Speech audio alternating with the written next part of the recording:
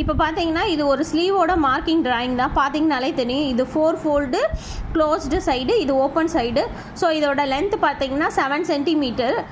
இதுலேருந்து கீழேருந்து ஒரு 1.5 சென்டிமீட்டர் ஃபோல்டிங்காக மார்க் பண்ணிக்கிறோம். ஸோ இதோட அகலம் பார்த்தீங்கன்னா 9 சென்டிமீட்டர். இங்கே 7லேருந்து இங்கே 9 சென்டிமீட்டருக்கு ஒரு மார்க் பண்ணிக்கிறோம், அதாவது ஒரு டாட் வச்சுக்கிறோம். அதுலேருந்து கீழே 3 சென்டிமீட்டருக்கு இன்னொரு செகண்ட் ஒரு டாட் வச்சுக்கிறோம்.